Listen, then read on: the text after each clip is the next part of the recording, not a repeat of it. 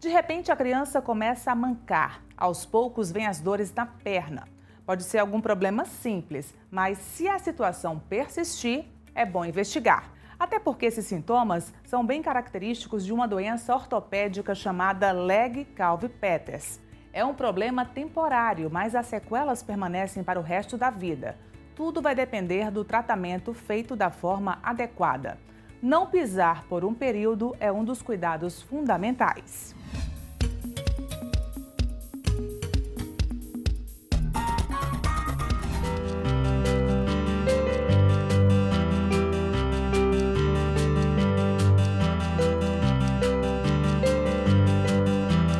A doença afeta de 1 a 4 crianças a cada 100 mil. E eu vou conversar com uma pessoa que entende muito esse assunto, opera acho que quase todo dia, né, doutor? Embora não seja um problema tão frequente, mas é um dos maiores especialistas no assunto, doutor Davi Mochi, ortopedista pediátrico. Tudo bom, doutor? Tudo bom, Natália? Tudo jóia? É um prazer estar aqui com você para prestar um esclarecimento às famílias, né, que muitas vezes ficam muito aflitas, né, com essa doença que, de certa forma, tem um apelo importante porque ela modifica a vida da criança e, consequentemente, da família. Pois é, doutor, eu confesso que eu não tinha ouvido falar ainda nessa doença, né? Como eu falei, não é tão comum, ela é mais rara, mas afeta muito a família toda, porque de repente uma criança começa a ter dificuldade para andar, não pode pisar, é algo muito difícil, principalmente se falando de criança, né? Com certeza. Bom, de maneira geral, a doença Legg-Calvé-Peters, felizmente, é uma doença rara, né? Como você mesmo falou, é uma doença que ela acontece em 1 a 4 crianças a cada 100 mil crianças. Então, graças a Deus, é uma doença rara, né? No entanto, é uma doença que, embora seja rara, ela provoca problemas na qualidade de vida, não na criança especificamente, mas sobretudo quando ela chega na fase adulta, onde a gente percebe o quê? Em que a criança ela tem um desgaste, o adulto tem um desgaste e, consequentemente, tem uma artrose precoce. Isso muitas vezes vai levar, certo, a essa artrose é uma substituição, ou seja, o paciente necessitar de uma prótese, né? Trocar a articulação do quadril por um artificial, né? Doutor, então vamos aqui do começo. A criança está normal, por volta aí de 2, 3 anos de idade, é quando aparece o problema? A doença ela acontece dos 2 ao 12. Só que o pico de incidência é de 3 a 9 anos, né? Ela é muito mais comum nos homens, né? Antigamente a incidência a preferência pelo sexo masculino era maior, né? Em 4 a 5 crianças do sexo masculino para cada criança do sexo feminino. Hoje em dia, não se sabe ainda o porquê, mas essa diferença tem caído. Então as meninas estão apresentando um pouco mais de doença de Peters do que era anteriormente. Então a criança está normal, de repente começa a sentir alguma coisa na perna. Isso. O primeiro sinal, na verdade, por incrível que pareça, não é dor, é claudicação, ou seja, a criança manca, né? Porque a criança, muitas vezes, né, a dor para ela é uma coisa extremamente variável. Então tem muitas crianças, por exemplo, que têm até uma fratura e conseguem andar normalmente, né? Então o limiar de dor da criança, às vezes, ele é muito variável. Então o primeiro sinal que a gente percebe é que a criança começa a mancar, né? E muitas vezes isso passa despercebido. Os pais muitas vezes acham que isso foi uma brincadeira, ela levou um trauma, teve um acidente, uma torção. Problema no futebol. Exatamente. Isso acaba sendo levando com o tempo. E muitas vezes, infelizmente, quando procuram pra gente, já está numa situação mais grave, né? Onde a criança já tem uma atrofia do membro, né? Onde ela já tem uma limitação grande da amplitude de movimento, ou seja, do movimento do quadril, né? E muitas vezes já está numa fase mais avançada da doença, que dificulta um pouco o tratamento para a gente. Então a doença é caracterizada pelo desgaste nessa cabeça do fêmur. Na verdade, assim, há uma parada do suprimento de sangue, né, para essa cabeça do fêmur, porque essa é uma articulação que ela como é que eu posso explicar para vocês? Mais suscetível, certo, a isso, porque a cabeça do fêmur, a vascularização dela, ela não é tão rica como outras articulações. Então o que acontece? Para o suprimento do sangue e, consequentemente, isso leva a uma necrose, uma morte desse osso, porque o osso ele precisa de sangue para nutrir, né? E aí, quando há essa necrose, esse osso ele é reabsorvido. Então esse osso morto, né, ele é reabsorvido. Aí é que está o problema, porque quando esse osso morto ele é reabsorvido, acontece uma fragilidade, porque você tem lacunas ósseas e, consequentemente, esse osso ele é mais frágil e quando a criança pisa, ela acaba achatando a cabeça do fêmur. A cabeça do fêmur ela é redondinha. A gente vai mostrar para vocês umas imagens e aí vocês vão observar que a cabeça ela é bem redondinha. Aqui nós temos uma imagem, certo, de uma radiografia da bacia do paciente, né? Onde observando que nesse lado direito a cabeça do fêmur, como vocês podem observar, ela é bem redonda, certo? Bem esférica.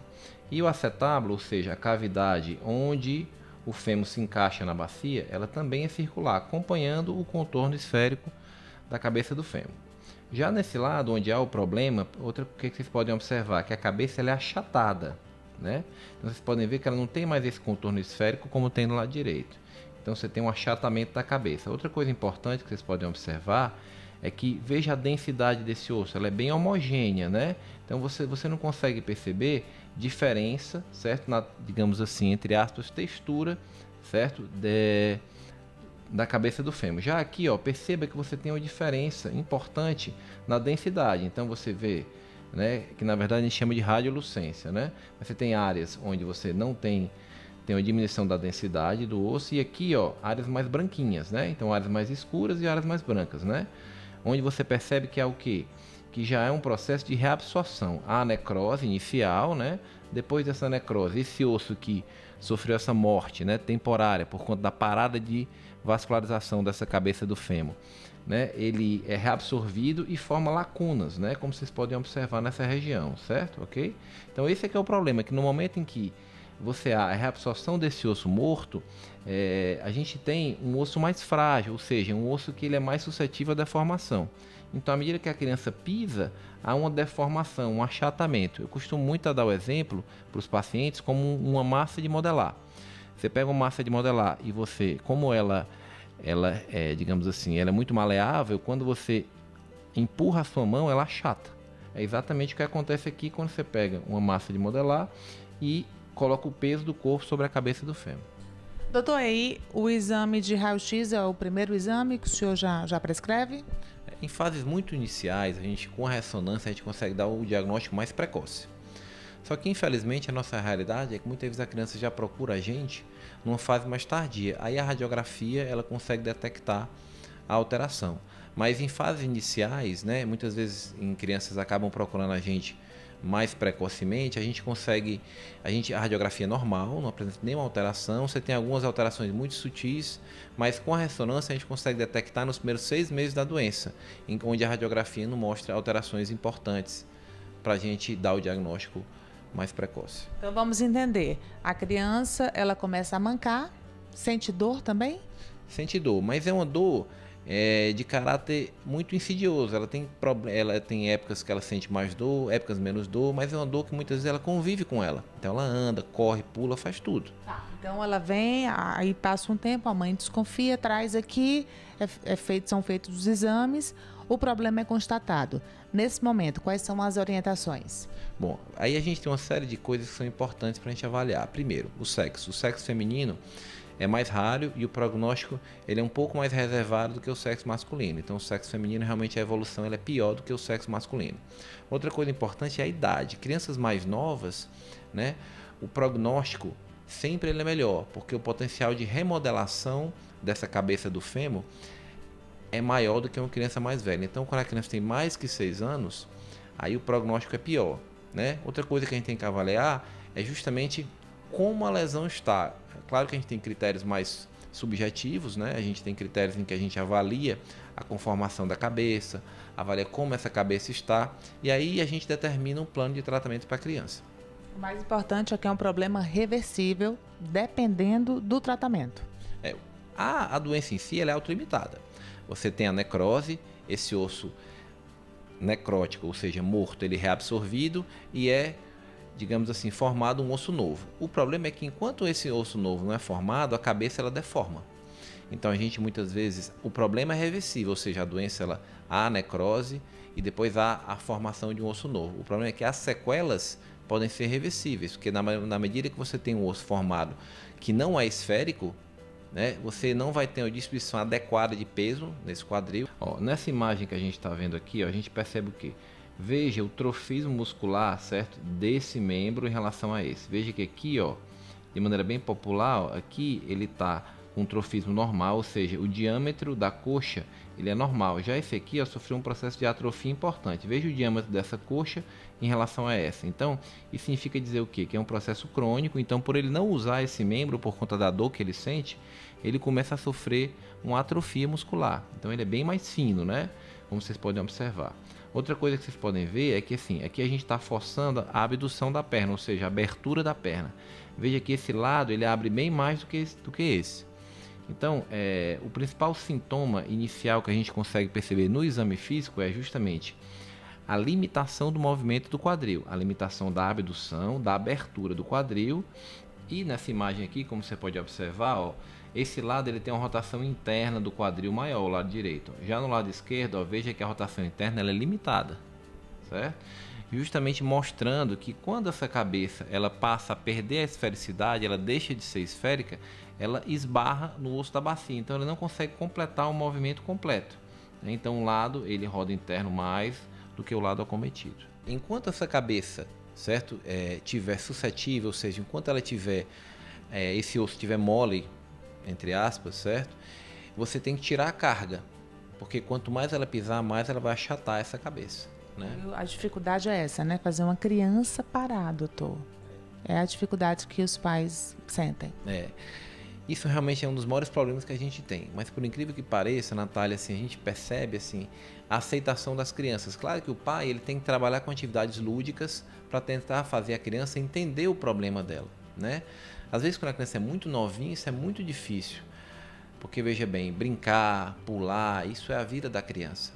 Mas eu costumo falar para os pais assim, que geralmente esse período de restrição de carga em que a criança não pisa, ele varia muito, ele vai de 6 meses a 1 ano. Mas eu costumo falar que são 6 meses a 1 ano de realmente de uma restrição importante para a criança, mas que vai valer o resto da vida dela, né? Porque tem criança mesmo que se recupera totalmente. Totalmente. A gente tem casos de crianças, entendeu? Em que você não tem nenhuma diferença do ponto de vista de desgaste desse quadril em relação a uma pessoa normal. Porque parou de pisar. Porque não houve uma deformidade dessa cabeça, certo? Então você não expôs ela no momento em que ela estava frágil ao peso do corpo. E esse intervalo vai depender da idade também? Depende da idade, depende da fase da doença que ela se encontra, né? Porque a fase mais crítica, que é essa fase chamada de fase de fragmentação, ela dura de 6 meses a 18 meses, né? Então varia muito. Doutor, e há necessidade de cirurgia em algum caso? Via de regra, a cirurgia ela acontece em fases mais graves, né? Onde você já tem um achatamento dessa cabeça, né? E consequentemente você quer fazer o quê? Você quer fazer o quê? Minimizar, certo? A deformidade dessa cabeça. Aí muitas vezes você faz algumas cirurgias e em casos mais graves, onde há uma limitação muito importante, né? Dessa cabeça femoral, tem casos que a gente chama de quadril em dobradiça. O que é um quadril em dobradiça? A criança ela praticamente não consegue abrir a perna, ela tem uma limitação significativa, né, da abdução, da abertura da perna. Você coloca o quê? Uma placa? A gente tem uma série de tratamentos, né, onde você propõe, né, uma correção dessa deformidade e muitas vezes você não consegue corrigir a deformidade. Então você, digamos assim, tenta pelo menos minimizar o problema para protelar, ou seja, para jogar lá para longe a necessidade de fazer, por exemplo, uma prótese, trocar esse quadril. Certo, ok? Sempre lembrando que em casos graves, assim, essa criança ela tem que sempre se manter magra, ou seja, para evitar uma sobrecarga desse quadril, certo? Evitar atividades de impacto, certo, ok? E, consequentemente, para a gente tentar diminuir esse desgaste desse quadril. Então, tudo vai depender do tempo que esse problema é descoberto e da forma como é tratado. Exatamente, com certeza. Então, tem os dois lados. Tem a criança que se recupera completamente e o lado mais crítico, quando realmente o problema é muito grave, qual é a consequência mais séria? A consequência mais séria é que essa criança ela começa a ter uma restrição grande de movimento, né?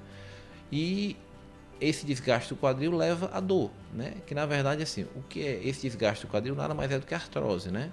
Então essa artrose faz com que a pessoa sente muita dor e limitação de movimento, incapacidade física. Aí nesses casos, né, a gente acaba tendo que substituir essa articulação por uma articulação artificial que nada mais é do que a prótese de quadril. E é um bom resultado também? Prótese de quadril, assim, é um resultado muito bom, né? Inclusive tem um parênteses já que já fizeram, né? E assim, claro que o grande problema é que como é uma articulação artificial, o desgaste dela é muito maior do que a articulação normal. cada vez que você substitui uma articulação, ou seja, cada vez que você precisa trocar essa prótese porque ela desgasta, artificial, você acaba tornando a cirurgia um pouquinho mais difícil, né? Mas eu costumo falar, a pior coisa do mundo é você não ter qualidade de vida. Então você ter limitação para as coisas que você gosta de fazer, você sentir limitação, por exemplo, para andar, fazer uma caminhada, certo? Correr com seus filhos, entendeu? Então, claro que assim, você trocar uma articulação tem suas consequências, mas eu acho que a consequência muito maior é você não ter uma qualidade de vida e, digamos assim, deixar passar os melhores anos da sua vida. Ok, doutor Davi, muito obrigada então por esses esclarecimentos aqui no programa. Eu espero que a gente tenha ajudado muitas pessoas aí que estão nos acompanhando.